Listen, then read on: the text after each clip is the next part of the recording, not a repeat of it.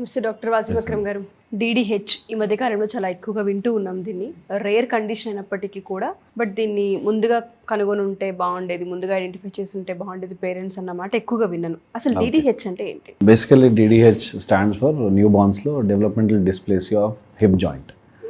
Basically joint issue అది. Okay, like the word suggest dysplasia. Dysplasia అంటే తప్పుగా grow అవ్వడం, రాంగ్ వేలో గ్రో అవ్వడం. So plasia is like growth, dysplasia is wrong growth, aplasia is no growth. ఏం అవ్వట్లేదు అంటే గ్రీక్ టర్మినాలజీ దీన్ని. సో రాంగ్ గ్రోత్ని డిస్ప్లేసియా అంటారు. బేసికల్లీ హిప్ జాయింట్ సరిగ్గా గ్రో అవ్వకపోవడంని డిస్ప్లేసియా అంటారు. అండ్ లైక్ మీరు అన్నట్టు it's a rare condition. Rare అంటే 1 in 1000 అనుకోండి. 1000 బేబీస్ పుడితే ఒకరికి డిడిహెచ్తో పుట్టచ్చు. అండ్ సిగ్నిఫికెంట్గా ఎక్కువ this is seen in first borns and female children.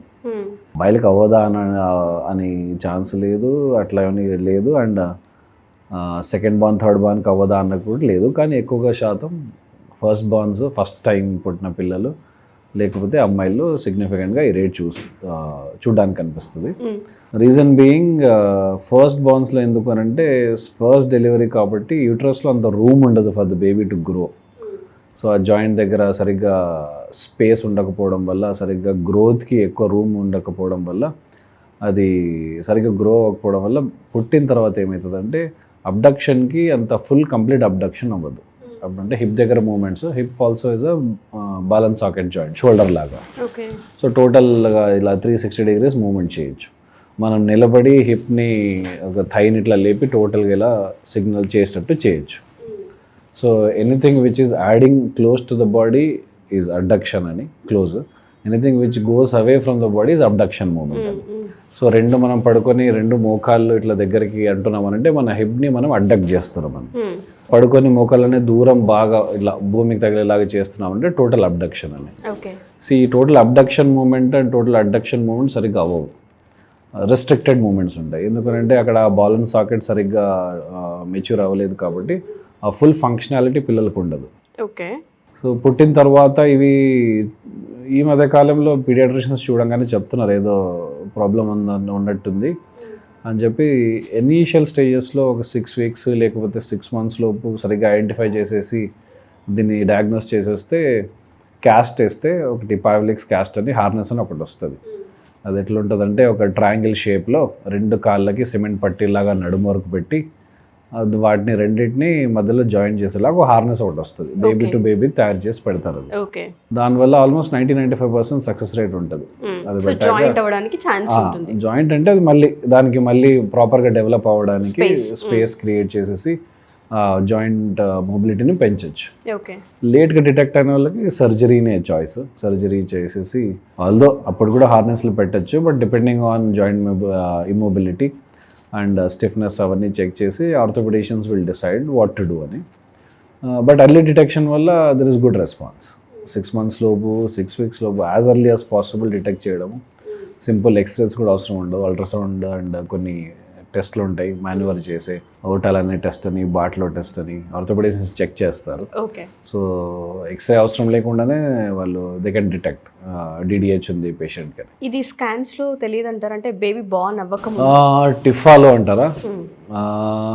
తెలుస్తుంది, తెలియకపోవచ్చు కూడా. It's a questionable thing because there are many deformities where మనము టిఫాలో కనుక్కోలేము. వాళ్ళ పొద్దున్నే నాకు పేషెంట్ అడ్మిషన్లో ఉన్నాడు, posterior urethral valve patient. Kidney సరిగ్గా బ్లాడర్ దగ్గర కనెక్షన్ సరిగ్గా అవ్వక వాళ్ళు డెఫినెట్లీ వాళ్ళకి there is no other way than surgery for them. వాళ్ళు అడిగిన క్వశ్చన్ కూడా అదే, సార్ ఇది టిఫాలో కనపడదా, మాకు ఎందుకు కనపడలేదు టిఫాలో అని. సో చాలా మటుకు అనామలీస్, మైక్రో అనామలీస్ అన్న చిన్న చిన్న అనామలీస్ అప్పుడప్పుడు టిఫాలో మిస్ అయిపోతాయి.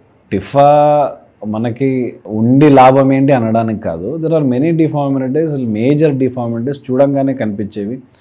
ఇప్పుడు పాతకాలంలో టిఫా లేకముందు చాలా బేబీస్ ఏనెన్సెఫలీ లేకపోతే న్యూరల్ ట్యూబ్ డిఫెక్ట్స్తో, స్పైన్ డిఫార్మిటీస్తో, సరిగ్గా తల క్లోజ్ అవ్వక లేకపోతే మిడ్ లైన్ డిఫెక్ట్స్తో చాలామంది పుట్టేవాళ్ళు. ఈ టిఫా వచ్చాక ఏమైందంటే ఇట్లాంటి మేజర్ అనామలీస్ తెలిసి అబార్ట్ చేసేయడము, తీసేయడము, అట్లాంటి బేబీస్ చాలా మటుకు విత్ లైఫ్ కూడా పుట్టరు. సో ఆ డిసప్పాయింట్ కన్నా ముందే rather than prolonging the delivery అది తీసేయచ్చు. అలా అని చెప్పి మేజరే కాకుండా చాలా మైనర్ అనామిలీస్ని కూడా టిఫాలో పట్టుకుంటున్నారు. హ్యావింగ్ సెడ్ దిస్, ప్రతిదీ కనిపిస్తుందా టిఫాలో కష్టం. అది definitely an ambiguous test, but to an advantage. ఒక అడ్వాంటేజ్కే ఉంది కాబట్టి టిఫా డెఫినెట్గా అందరూ చేయించుకోవాలి. ఈ మధ్య కార్డియాక్ ప్రాబ్లమ్స్ కూడా తెలుస్తున్నాయి. బయట దేశాల్లో ఇంట్రాఫీటల్ కార్డియాక్ సర్జరీస్ కూడా చేస్తున్నారు. తల్లి పొట్టలో ఉన్నప్పుడే మేజర్ అనామలీస్ని కరెక్ట్ కూడా చేస్తున్నారు బేబీ పుట్టక ముందే. సో ఇట్లాంటి అడ్వాన్సెస్ కూడా వచ్చాయి కాబట్టి TIFFA definitely has an extra edge being a profitable test. But ఇది మిస్ అయిందా అది మిస్ అయిందా అని అనగడానికి లేదు, ఎందుకంటే సమ్టైమ్స్ అది మన తలరాత పైన ఉంటుంది. సమ్టైమ్స్ ఆ రోజు వాళ్ళు ఏ రోజైతే చేశారో బేబీ పొజిషన్ బట్టి, బేబీ మొబిలిటీ బట్టి విజువలైజ్ అవ్వకపోవడం, బ్లాడర్ కనపడలేదు, లేకపోతే జాయింట్ సరిగ్గా కనపడలేదు, లిమ్ సరిగ్గా కనపడలేదు, బేబీ వాళ్ళ ముడుచుకొని ఉంది, అటు పక్క సరిగ్గా కనపడలేదు, ఇటు పక్క సరిగ్గా కనపడలేదు. సో ఇట్లాంటివన్నీ ఉంటాయి. ఎప్పుడైనా డాక్టర్ ఇలా డిస్కస్ చేస్తున్నాడు, స్కాన్ చేసే డాక్టర్ పేషెంట్తో అంటే they can always come back for another scan where baby's position might change and doctor might get a better view. So rather than thinking that మళ్ళీ పిలిచి మళ్ళీ స్కామ్ చేస్తున్నాడా, నాకు మళ్ళీ బిల్ వేస్తున్నాడా అని కాకుండా people who can afford, who are curious to know టిఫాలో సరిగ్గా కనపడలేదంట, I want to have a better look again, మళ్ళీ ఒక 2-3 డేస్కి మళ్ళీ వాళ్ళు అపాయింట్మెంట్ తీసేసుకొని they can come back, they can have another TIFFA. So that ఏదైతే మిస్ అయిందని మైండ్లో డౌట్ ఉంటుందో that also they can, specially ఎవరికైతే ఇంట్లో ఆల్రెడీ పుట్టిన పిల్లలకి ప్రాబ్లమ్స్ ఉన్నాయో, ఫ్యామిలీలో ఏమన్నా మేజర్ అనామిలీస్ ఏమన్నా ఉన్నాయని తెలిస్తే, ఇప్పుడు చాలామంది క్లెఫ్ట్ ప్యాలెట్ అట్లాంటి వాటితో పుడతారు.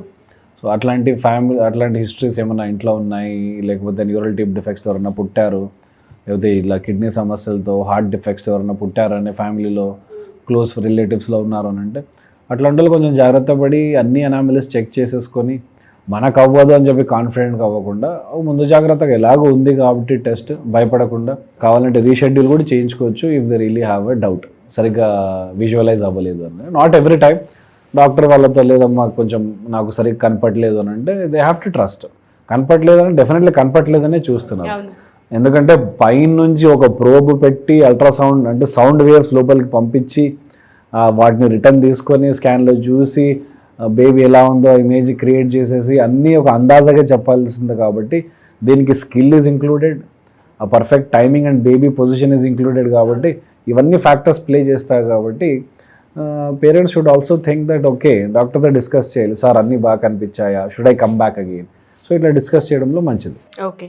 అండ్ ఈ DDH ఏదైతే ఉంటుందో ఈ డెవలప్మెంట్ ఇష్యూ ఐడెంటిఫై చేయకపోతే బేబీ గ్రోత్లో ఏం ఎఫెక్ట్స్ ఉంటాయి సార్? ఎఫెక్ట్ అంటే లింబ్ లెంత్ వేరీ అవుతుంది అప్పుడప్పుడు, ఒక కాలు పెద్దది ఒక కాలు చిన్నది, అంటే అటువంటి వాటితో డయాగ్నోస్ చేసేయచ్చు, ఈ కాలు అట్లా అనిపిస్తుంది ఈ కాలు అట్లా అనిపిస్తుంది అని.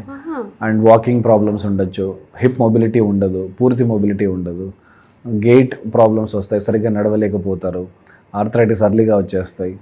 సో ఆ జాయింట్ మూమెంట్ ఎక్కువగా లేనందువలన, ఆ ఫ్లెక్సిబిలిటీ లేనందువలన ప్రతి మూమెంట్, ప్రతి smaller moment will be painful and పెద్దగా అంత మొబిలైజ్ అవ్వలేరు, అంటే ఒక నార్మల్ హ్యూమన్ బీయింగ్ నడిచినట్టు దే కాంట్. సో వాళ్ళ స్పోర్ట్స్ లైఫ్ ఎఫెక్ట్ అవ్వచ్చు, లేకపోతే normal day to day life effect అవ్వచ్చు. So depending on problem and grade of problem it will differ. But చేయకపోయినా బతుకుతారా, ఆపరేషన్ చేయకపోయినా, ఐడెంటిఫై చేయకపోయినా లైఫ్ లాంగ్ బతుకుతారు, కష్టంతో బతుకుతారు, ప్రాబ్లం అవుతూ బతుకుతారు, ఇబ్బంది పడుతూ బతుకుతారు. వేరే వాళ్ళతో కంపేర్ చేసుకుంటే ఒక సాధారణమైన లైఫ్ కాకుండా కష్టమైన లైఫ్ బతుకుతారు.